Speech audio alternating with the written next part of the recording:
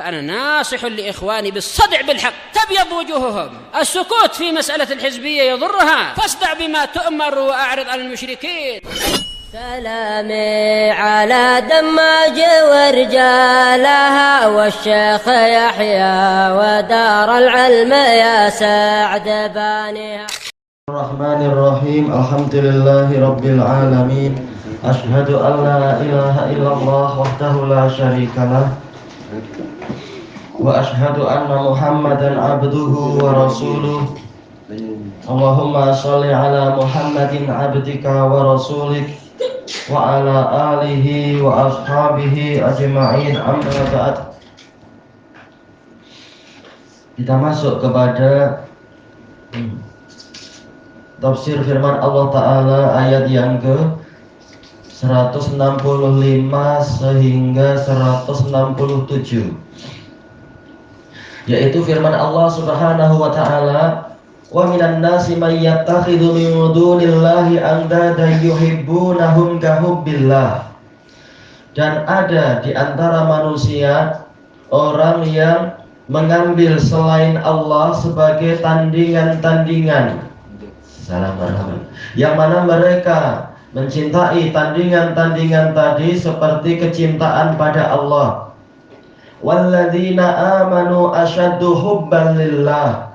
Sedangkan orang-orang yang beriman, maka mereka lebih besar kecintaannya kepada Allah. Walau yaral ladzina zalamu idh yarawnal azaba annal quwwata lillahi jami'a wa annallaha syadidul azab. Seandainya orang-orang yang zalim tadi itu yang meletakkan kecintaan bukan pada tempatnya, seandainya mereka melihat, tatkala mereka melihat siksaan, bahwasanya, yaitu seandainya mereka melihat, tatkala melihat siksaan, maka seandainya mereka melihat bahwasanya seluruh kekuatan itu hanyalah milik Allah semata, semuanya milik Allah. Wa annallaha syadidul azab, dan bahwasanya Allah adalah zat yang keras siksaannya. Jawab lahu tersembunyi takdirnya adalah niscaya mereka akan melihat sesuatu yang sangat menakutkan, kemurkaan Allah karena dia dipersekutukan di dalam kecintaan. Ittabarra alladzina tubi'u minalladzina taba'u. Tatkala orang-orang yang diikuti berlepas diri dari orang-orang yang mengikuti. Wa ra'awul azaba wa taqatta'at bihimul asbab. Dan mereka melihat siksaan, dan hubungan-hubungan di antara mereka sudah saling terputus. Yang dulu di dunia saling mengikuti, saling mencintai dan sebagainya. Wa qala alladzina taba'u law anna lana karratan fanatabarra'a minhum kama tabarra'u minna. Orang-orang yang mengikuti berkata, seandainya kami memiliki kesempatan sekali lagi, karroh yaitu kali yang kedua atau kali yang lain, kehidupan di dunia sekali lagi, pastilah kami akan berlepas diri dari mereka sebagaimana mereka berlepas diri dari kami. Di dunia tak dengar cakap, tak dengar nasihat, mengekor pada orang yang salah di dalam kesalahan-kesalahan mereka. Kadzalika yurihimullahu a'malahum hasaratin alaihim. Demikianlah Allah memperlihatkan kepada mereka amalan-amalan mereka sebagai penyesalan yang sangat besar terhadap mereka. Hasrah yaitu syiddatun nadamah, penyesalan yang besar. Wa ma hum bi kharijina minan nar, dan mereka sama sekali tidak akan keluar dari neraka. Jumlahnya rata-rata di sini adalah menggunakan pola jumlah fi'liyah. Kemudian diakhiri dengan jumlah ismiyah sebagai kepastian dan terus menerus, kepastian memang. Sama sekali mereka tidak akan keluar dari neraka. Ini menunjukkan syiriknya adalah syirik akbar, sehingga mereka dihukumi kafir tak mungkin keluar dari neraka. Disebutkan oleh Al-Imam Sa'di rahimahullahu ta'ala, alangkah bagusnya hubungan antara ayat ini dengan ayat yang sebelumnya. Karena Allah Ta'ala tatkala dia menerangkan tentang wahdaniyah dia, bahwasanya dia itulah satu-satunya sesembahan yang benar, dan menerangkan dalil-dalil tentang wahdaniyah dia yang pasti dan bukti-buktinya yang bersinar, yaitu buktinya itu sangat jelas sekali, yang menyampaikan kita kepada ilmu yakin, yang menghilangkan segala keraguan. Di sini dia menyebutkan, setelah menyebutkan itu semua, kemudian menyebutkan hasil dari orang yang menyelisihi wahdaniyat Allah tadi. Minan nas, yaitu bersamaan dengan penjelasan yang lengkap ini, ternyata ada sebagian umat manusia yang mengambil dari kalangan para makhluk tandingan-tandingan untuk Allah. Anda, kata beliau di sini adalah nuzara, yaitu yang disangka oleh mereka setara dengan Allah. Musala, yang semisal dengan Allah. Yusawihim, ini maknanya berdekatan ya. Yusawihim, yaitu yang mana orang tadi menyetarakan atau menyamakan tandingan-tandingan tadi kepada Allah Ta'ala di dalam peribadatan, kecintaan, pengagungan, dan ketaatan. Kuncinya pada kecintaan. Dan barang siapa keadaannya adalah seperti ini, setelah ditegakkannya hujjah dan diterangkannya tauhid, maka diketahui dia itu adalah penentang untuk Allah, yaitu memang dia pembangkang. Dia memisahkan diri dari Allah, musyak, yaitu memisahkan diri, yaitu Allah di suatu syak, orang ini di syak yang lain, istilahnya kata Ibnul Qayyim. Seakan-akan kalau itu suatu tempat, yaitu dia memilih tempat yang lain, bukan tempat yang di situ ada Allah, istilahnya. Musyak, yaitu seperti itu. Intinya sama, yaitu penentangan, orang yang menentang. Atau dia berpaling dari mempelajari ayat-ayat Allah, berpaling dari memikirkan makhluk-makhluk Allah. Yang seandainya dia mempelajari dan memikirkan itu, insya Allah dia akan mendapatkan hidayah. Maka dia tidak memiliki udzur sedikit pun di dalam pemilihannya tadi, memilih untuk membuat tandingan-tandingan bagi Allah Ta'ala. Bahkan telah pasti akan menimpa dia kalimatul azab, kalimat yang menetapkan dia akan mendapatkan azab. Dan mereka itu orang-orang yang mengambil, yaitu membuat tandingan-tandingan bersama Allah, menjadikan tandingan itu diibadahi bersama Allah, bersamaan dengan mereka menyembah Allah. Maksudnya di sini ma'a, di sini ma'a di sini kembalinya kepada maf'ul bihnya, bukan kembalinya kepada fa'il. Bukan mereka bersama Allah menyembah yang lain, tapi mereka menyembah yang lain bersamaan mereka menyembah Allah. Mereka tidak menyamakan tandingan-tandingan tadi dengan Allah dari sisi kemampuan untuk mencipta, kemampuan untuk memberikan rezeki, kemampuan untuk mengatur alam semesta. Nah, di sini bantahan kepada kaum musyrikin zaman dulu sampai zaman sekarang yang masih menyangka kesyirikan adalah mencari Tuhan selain Allah, mencari pencipta atau meyakini pemberi rezeki selain Allah Ta'ala. Bukan. Tetapi kesyirikan yang hakiki adalah syirik di dalam ubudiyah, di dalam peribadatan.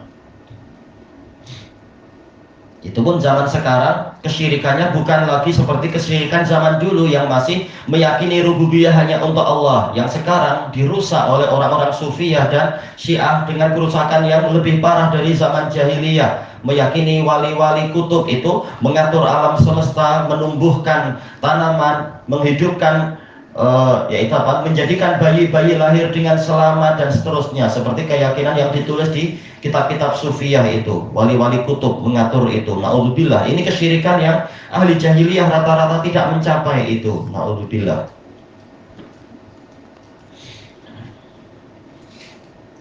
Kemudian disebutkan oleh beliau di sini, hanya saja mereka menyamakan tandingan-tandingan tadi dengan Allah di dalam peribadatan. Mereka menyembahnya agar tandingan-tandingan tadi mendekatkan mereka kepada Allah.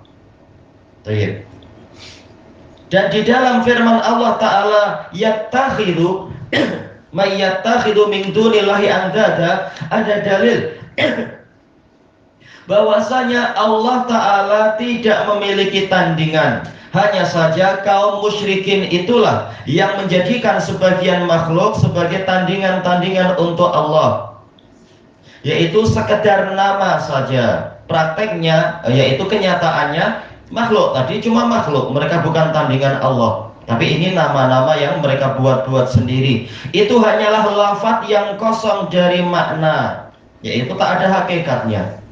Sebagaimana firman Allah Ta'ala, wa ja'alu lillahi syuraka, mereka menjadikan untuk Allah sekutu-sekutu, padahal Allah tak punya sekutu, tak punya rekan perkongsian dan sebagainya. Qul sammuhum, Allah berfirman kepada nabinya, katakan kepada mereka, sebutkan nama-nama sekutu-sekutu tadi, apakah layak untuk menjadi sekutu Allah dalam pengaturan langit dan bumi? Am tunabbi'unahu bima la ya'lamu fil ard, ataukah kalian mengabarkan kepada Allah tentang sesuatu yang Dia tidak tahu di bumi? Karena rata-rata yang dihadapi Nabi pada waktu itu adalah orang-orang yang menyembah patung-patung, yang patung-patung itu di bumi. Seakan-akan mereka memberitahu Allah, ya Allah, sesungguhnya di bumi ada sekutu untukmu, engkau tak tahu ya Allah. Nah, ini tak layak tentunya. Bagaimana Allah tidak tahu? Am bi zahirim minal qaul, ataukah penamaan tadi hanyalah zahir dari ucapan semata? Kenyataannya adalah itu.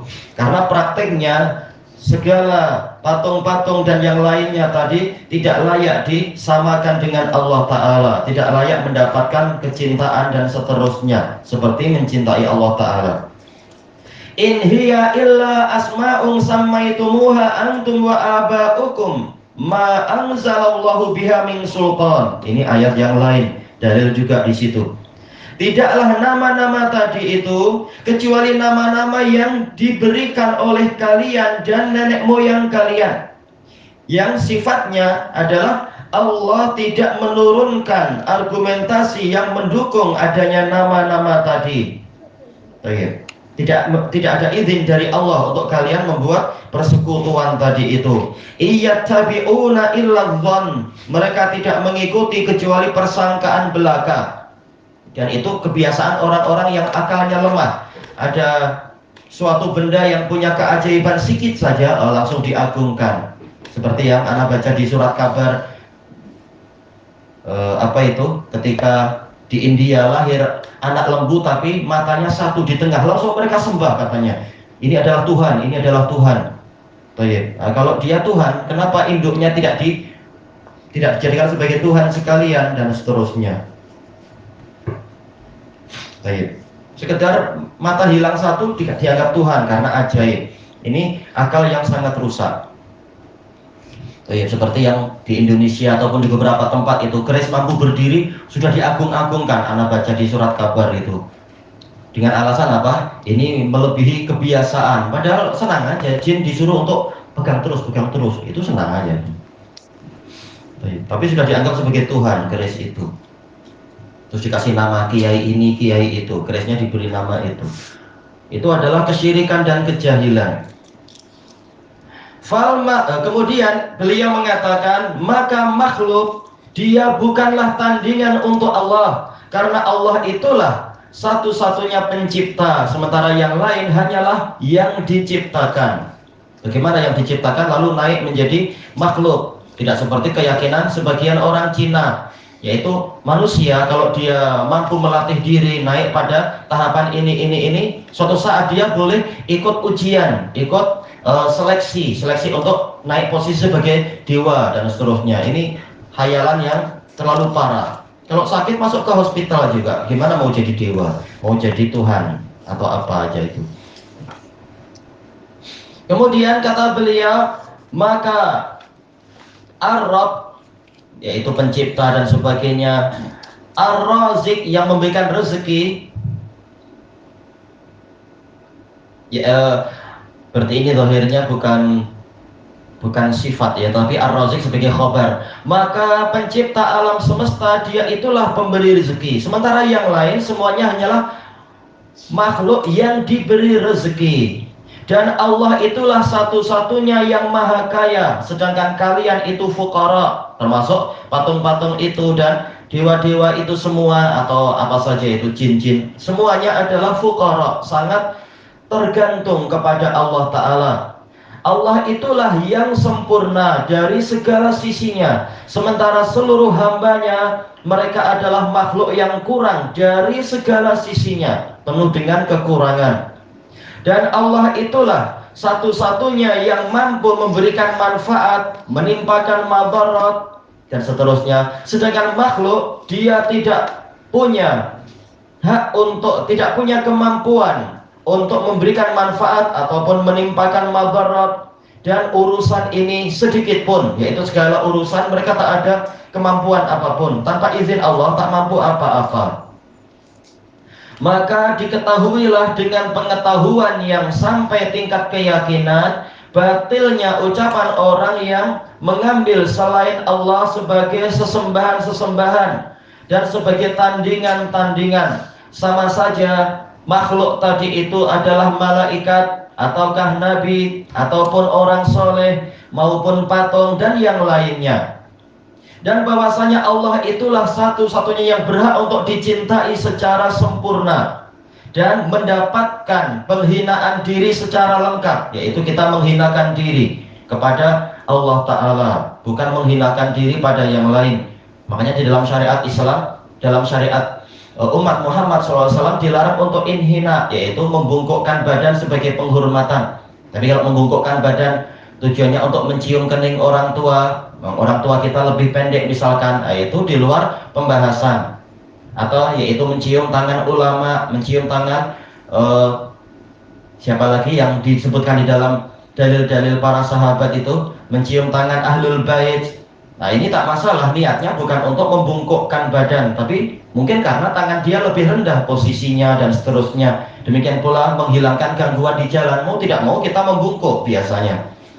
Tujuannya bukan karena untuk menghormati. Adapun kalau tujuannya adalah untuk penghormatan, maka cukup dengan tahiyat Islamiyah, Assalamualaikum atau yang seperti itu, bukan dengan membungkukkan badan. Karena seluruh penghinaan diri itu hanya layak diberikan hanya untuk Allah Ta'ala semata. Maka dari itu Allah memuji kaum mukminin dengan firman-Nya, walladzina amanu asyaddu hubban lillah. Sedangkan orang-orang yang beriman, maka mereka lebih besar kecintaan mereka untuk Allah. Walaupun ini alal khilaf. Asyaddu ini adalah yaitu isim tafdhil, berarti dibandingkan siapa? Yaitu dibandingkan kecintaan orang musyrikin tentunya. Tapi kecintaan musyrikin terhadap siapa? Nah, ini khilaf. Apakah maksudnya lebih besar kecintaan kaum mukminin kepada Allah dibandingkan kecintaan orang musyrikin kepada Allah? Karena orang musyrikin juga mereka menyembah Allah di masa-masa lampau, tapi sekarang entah banyak yang semakin rusak. Cuma kaum mukminin kecintaannya pada Allah lebih besar dibanding kecintaan orang kafir kepada Allah. Ulama yang lain mengatakan yaitu kecintaan mukminin pada Allah lebih besar daripada kecintaan musyrikin kepada tandingan-tandingan mereka. Baik, intinya ayat ini pujian untuk kaum mukminin. Kata beliau, yaitu daripada orang-orang yang memiliki tandingan-tandingan, mencintai tandingan-tandingan mereka. Baik. Kenapa demikian? Karena kaum mukminin mengikhlaskan, memurnikan kecintaan mereka hanya untuk Allah. Sementara kaum musyrikin memperserikatkan kecintaan tadi. Ya, kalau sesembahan kita hanya satu, kecintaan kita total hanya untuk Dia, hanya untuk Allah. Sementara yang menyembah 3 dewa seperti Hindu itu, ada dewa pencipta, ada dewa pemelihara, ada dewa perusak. Siapa aja itu kan? Brahma, Wisnu, dan Shiva katanya. Nah, akibatnya apa? Kecintaannya terbagi 3. Belum lagi sebagian adalah mencintai tambahan, yaitu ada dewa ular, ada dewa perkebunan, ada dewa apa yang Ganesha itu katanya dewa pendidikan, dan seterusnya. Terlalu banyak nanti kecintaan itu dibagi-bagi. Maka bagaimana akan mampu mengalahkan kecintaan mukminin untuk Allah Ta'ala? Dan juga karena kaum mukminin mereka mencintai zat yang memang berhak untuk mendapatkan kecintaan secara hakiki, yang mana kecintaan untuknya itu adalah kemaslahatan hamba itu sendiri, ainu solahil abad. Ya, kalau dia mencintai yang lain pasti hatinya akan meranggas, hatinya akan kering, hatinya akan meronta kesakitan, menderita. Dia salah meletakkan peribadatan, salah meletakkan kecintaan sehingga tidak sesuai dengan fitrah. Seorang wanita dipaksa menikah saja dengan lelaki yang tidak dia cintai, itu saja walaupun mungkin dia taat, tetapi hatinya akan menderita karena tidak sesuai dengan keinginan dia. Maka bagaimana dengan manusia yang ketika di alam ruh saja mereka tahu yang berhak disembah hanyalah Allah, kecintaan semuanya total hanya untuk Allah. Ketika dia hidup di dunia, tahu-tahu kecintaan tadi dipindah ke yang lain, maka jiwanya pasti akan menderita, sama saja dia menyadari atau tidak. Makanya banyak yang bunuh diri, banyak yang jadi depresi, masuk hospital, dan seterusnya. Nah, rata-rata mukminin ahli tauhid tidak ada yang masuk ke rumah sakit bahagia macam itu, ataupun bahkan bunuh diri. Belum pernah dengar kan? Salafi bunuh diri, macam tak pernah dengar ya. Alhamdulillah. Adapun kalau orang kafir banyak, karena jiwanya menderita, seperti yang Ana baca di cerita-cerita orang yang masuk Islam waktu Ana di Damaj dulu itu. Menderita dia, akhirnya dia dapat hidayah masuk Islam, setelah itu baru dia tentram jiwanya.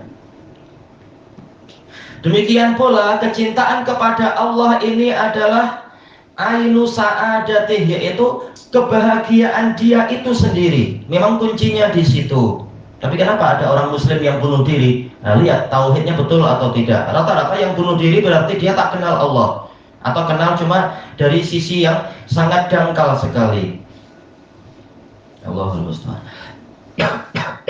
Dan juga itulah keberuntungan dia, kuncinya di situ. Sedangkan kaum musyrikin mereka mencintai zat yang tidak berhak mendapatkan kecintaan sama sekali. Ya mungkin apa, patung, untuk apa dicintai? Disuruh kerja pun tak mampu, namanya patung. Membantu apa-apa juga tak mampu. Demikian pula orang yang sudah mati tak mampu apa-apa. Mandi pun tak mampu mandi sendiri, kain kafan pun orang lain yang memakaikannya. Sholat sudah tak mampu, malah disolati. Pergi ke rumah terakhir di dunia pun perlu kita yang mengusung, tak mampu apa-apa. Bagaimana berhak mendapatkan kecintaan? Ini tentunya terkait dengan yang patung, yaitu apa? Makhluk-makhluk yang disembah itu. Adapun Nabi Muhammad jelas, walaupun beliau meninggal, kita cintai beliau karena kecintaan kepada Allah. Dan kecintaan kepada makhluk tadi itu adalah kecelakaan hamba itu sendiri, menyebabkan dia celaka di dunia dan di akhirat, dan menyebabkan kerusakan serta mencerai-beraikan urusan dia, kehidupannya selalu menderita. Maka dari itu Allah mengancam mereka dengan firman-Nya, walau yaral ladzina zalamu, seandainya orang-orang yang zalim itu melihat. Kenapa dikatakan zalim? Yaitu disebabkan ke mereka mengambil tandingan-tandingan dan mereka memberikan kepatuhan untuk selain pencipta para hamba.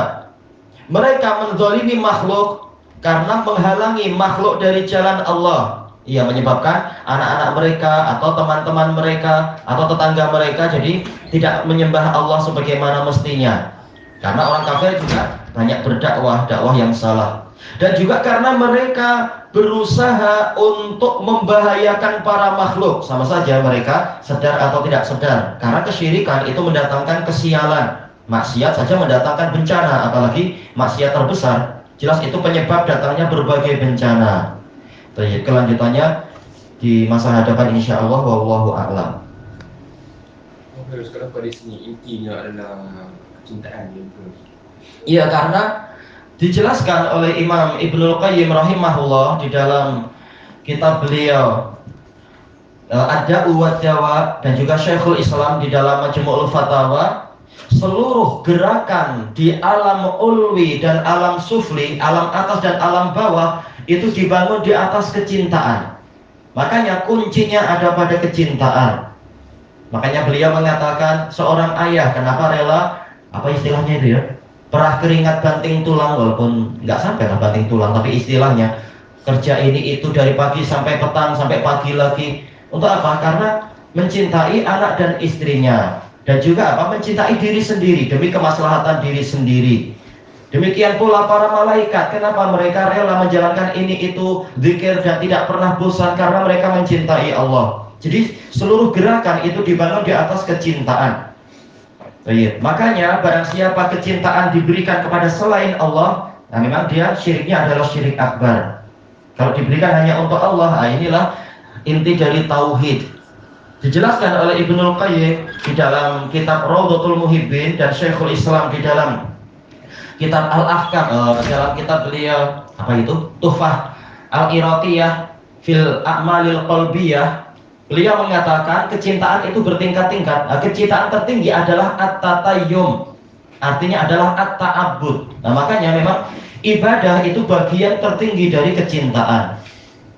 Jadi, makanya Allah mengkhususkan pembahasan kecintaan di situ di dalam masalah tauhid dan syirik. Karena memang inilah dasar segala gerakan dan dia adalah puncaknya adalah ibadah. Allahu a'lam.